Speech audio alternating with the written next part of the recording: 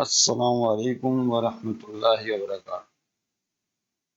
All students, most welcome to this fourth video class of unit number 8 electric fields. आज का topic है vector form of coulomb law. हमने इससे पहले coulomb law drive किया था गुज़िश्ता से व्यवस्था एक नज़र देख लें, जिसमें हमने फार्मूला जो आपको नज़र आ रहा है सामने ये फार्मूला ड्राइव कर लिया था 1/4 Q1 root upon are square. और अगर कोई डायलैक्ट्रिक मीडियम हो, coulomb force in different medium, ये टॉपिक कि मुख्तलिफ मीडियम की मौजूदगी में कूलम्ब फोर्स पे क्या असर आता है और उसका फार्मूला क्या होगा, तो ये हम डिस्कस कर चुके हैं। आज के टॉपिक में हम बात करेंगे vector form of coulomb law. Screen से आपके सामने आ गई होगी स्क्रीन। यानी जाहिर सी बात है कि कूलम्ब लॉ जो है दो पॉइंट चार्जेस के दरमियान फोर्स का फार्मूला है। Force is a vector quantity. Vector उसे कहते हैं कि जिसकी डायरेक्शन हो मैग्नीट्यूड के साथ। तो सवाल ये पैदा होता है दो पॉइंट चार्जेस के दरमियान अमल करने वाली इलेक्ट्रिक फोर्स की डायरेक्शन क्या हो। तो बात पहले ये तय करनी होगी कि वो चार्जेस सेम है या डिफरेंट है, क्योंकि अगर चार्जेस सेम है तो उनके दरमियान फोर्स ऑफ रिपल्जन होती है, एक दूसरे को भगाते हैं, जैसा कि डायग्राम में शो किया। और अगर अपोजिट चार्जेस हैं, अनलाइक चार्जेस, एक पॉजिटिव है और एक निगेटिव है, तो उनके दरमियान फोर्स ऑफ अट्रैक्शन पाई जाती है। तो याद रहे कि हम जो वेक्टर फॉर्म बयान कर रहे हैं शुरू में हम पॉइंट चार्जेस हमने सेम लिए हैं, यानी सेम चार्जेस लिए हैं, या तो दोनों पॉजिटिव हैं या दोनों निगेटिव है। आइए स्टूडेंट्स इस पर बात करते हैं। ये देखें आपके सामने टॉपिक तो आ गया। ओके, ये है vector form of coulomb law. Okay, ये फिगर डायग्राम आपके सामने मौजूद है।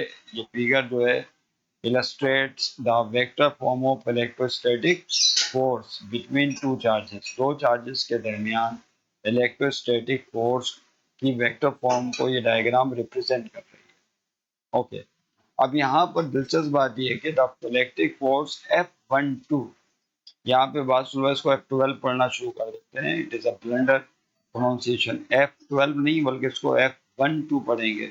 इसका मतलब force exerted by Q1 charge on Q2 charge, यानी चार्ज Q1 की फोर्स है Q2 पर। लिखा भी आगे the electric force F12 exerted by a charge Q1 on the charge Q2 is written as। इस फोर्स को ऐसे लिखा जाएगा। फोर्स का फार्मूला तो हम ड्राइव कर चुके हैं। क्या फार्मूला होता है स्टूडेंट्स, आप सब जानते हैं अच्छी तरीके से। यस, ये है formula F12 is equal to, sorry,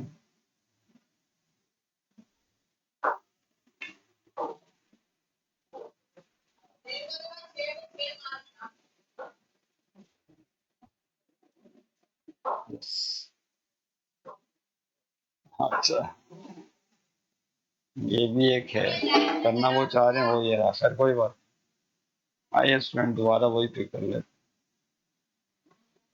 ये F12 is equal to 1/4 pi epsilon Q1 Q2 upon R square। तो ये तो मैग्नीट्यूड का फार्मूला है, लेकिन इसमें एक पॉइंट याद रखिएगा, साथ में आया है R12 और उसके ऊपर हैट या कैप लगा हुआ है, और F12 पे वेक्टर साइन यानी एरो बना हुआ है। तो जाहिर है वेक्टर फॉर्म है, तो वेक्टर फॉर्म के लिए हम एरो बनाते हैं, और वेक्टर को शो करने के लिए एक और ख़ास वेक्टर इस्तेमाल करते हैं, उसे यूनिट वेक्टर कहा जाता है। क्या कहते हैं? Unit vector. तो यहाँ पे ये आया है R12 के ऊपर कैप लगा हुआ है यूनिट। ये है चार्ज Q1 स्टूडेंट्स, याद है, और दिस इज चार्ज Q2। दोनों हम सेम चार्जेस ले लेते हैं। फर्स्ट कर लें, ये भी पॉजिटिव है और ये चार्ज भी पॉजिटिव है। अब बात कर रहे हैं फोर्स F12, यानी इसकी बात कर रहे हैं। इसका मतलब है ये फोर्स चार्ज Q1 लगा रहा है Q2 पे, तो Q1 Q2 पे जो फोर्स लगाएगा उसकी डायरेक्शन किस तरफ होगी? Q1 से Q2 की जानिब होगी। इस फोर्स को शो करेंगे F12 की अलामत से। ओके, और उसकी डायरेक्शन Q1 से Q2 की जानिब होगी। तो उसके लिए हमने F12 वेक्टर साइन लगाई, लेकिन साथ ही याद रखिएगा कि आखिर में R12 के ऊपर कैप लगाना। ये जो R12 है इसका मतलब है ये यूनिट वेक्टर है। आर कैप का मतलब है यूनिट वेक्टर, क्योंकि दरमियानी फासला R है, तो इसी डायरेक्शन में फोर्स लग रही है फासले के साथ। तो R12 कैप का मतलब होगा direction of force is from Q1 towards Q2। कि Q1 से Q2 की जानिब है ये फोर्स की डायरेक्शन। कहाँ से कहाँ?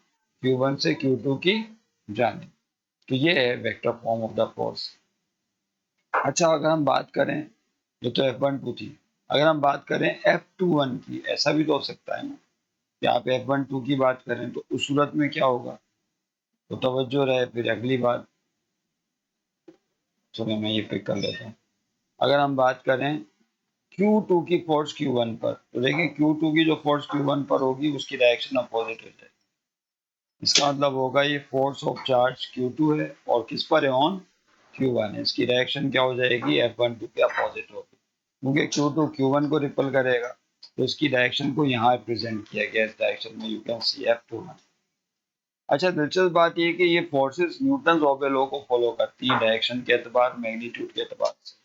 न्यूटन्स का तीसरा कानून तो सबको याद है, to every action there is equal and but opposite reaction. Mechanics law है कि हर एक्शन का एक रिएक्शन होता है जो मैग्नीट्यूड के एतबार से बराबर लेकिन डायरेक्शन के एतबार से अपोजिट होता है।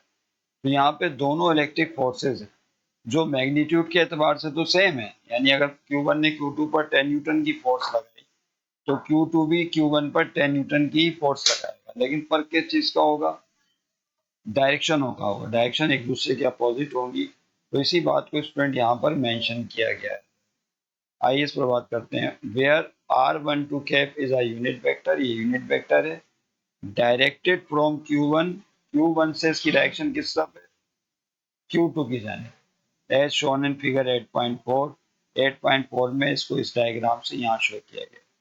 Because the electric force obeys Newton's law, Newton third law, चूंकि ये इलेक्ट्रिक फोर्स न्यूटन के तीसरे कानून को फॉलो करती है और या ओबे करती है, as equal and opposite direction, जिसके मुताबिक मैग्नीट्यूड इक्वल होते हैं लेकिन डायरेक्शन अपोजिट होती है। तो इसको इस तरह से शो किया है।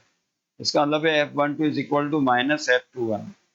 बहुत सिंपल सी बात है, समझ में आने वाली आसान बात है बिल्कुल। वो ये कि अगर F12 फोर्स ये आपके सामने लिखी हुई ऊपर R12 कैप, तो जो F21 फोर्स होगी वो भी मैग्नीट्यूड के एतबार से इतनी ही होगी लेकिन माइनस साइन के साथ होगी। यानी डायरेक्शन इसकी कैसे लेंगे स्टूडेंट? अपोजिट लेंगे। यानी इसको अगर आप लिखना चाहें F21 इज इक्वल टू, तो ये होगा 1/4 पाई एप्सिलॉन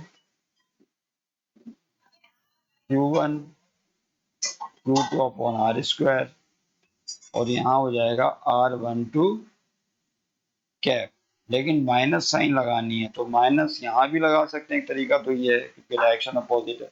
या एक तरीका और भी है इसका, अगर मैं इसको रब कर दूं कि इस माइनस साइन को मुझे कहाँ लगाना चाहिए? उस तरफ, दूसरी तरफ शिफ्ट कर देना चाहिए।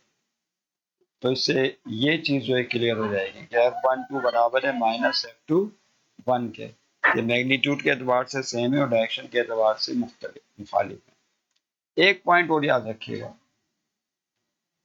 अगर ये फोर्सेज अपोजिट होती हैं, यानी एक पॉजिटिव होती फोर्स और दूसरी कौन सी होती स्टूडेंट? निगेटिव होती है। एक तीसरी, एक और सूरत भी हो सकती है इसमें। तो फिर क्या होता? यानी एक पॉजिटिव फोर्स हो और दूसरी निगेटिव फोर्स हो, तो सूरत में क्या होगा? Both forces attract each other, तो दोनों एक दूसरे को अटैक करेंगे। तो इस सूरत में जो F12 फोर्स, अगर इसको आपने प्लस लिया तो ये इसको अपनी तरफ कशिश करेगा, जबकि F21 यानी निगेटिव चार्ज पॉजिटिव चार्ज को अपनी जानिब कोशिश करेगा। दिलचस्प सूरत हाल ये है कि यहाँ पे अट्रैक्शन होगी लेकिन अभी भी डायरेक्शन क्या एक दूसरे के अपोजिट है। अगर थोड़ा सा गौर करें तो डायरेक्शन क्या लग रही है? एक दूसरे के अपोजिट लग रही है, और दफा में एक दूसरे को भगा रहे हैं। That clear? और कशिश में क्या करेंगे? एक दूसरे को अट्रैक्ट करेंगे।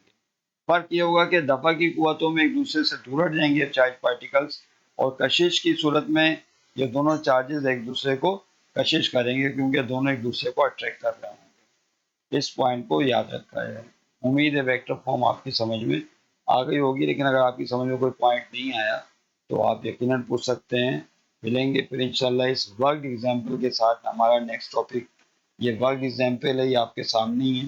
मैं एक दफ़ा आपके सामने क्वेश्चन रख दिया, तो नेक्स्ट वीडियो में हम इस वर्कड एग्जाम्पल 8.1 को सीखेंगे सॉल्व करना। सोल्यूशन तो मौजूद है आपकी किताबों में, लेकिन असल टारगेट होगा कि इसको समझा जाए, सीखा जाए, और कैसे क्वेश्चन सॉल्व करेंगे। तो मिलेंगे इंशाल्लाह नेक्स्ट वीडियो में। अस्सलाम वालेकुम व रहमतुल्लाहि व बरकातहू।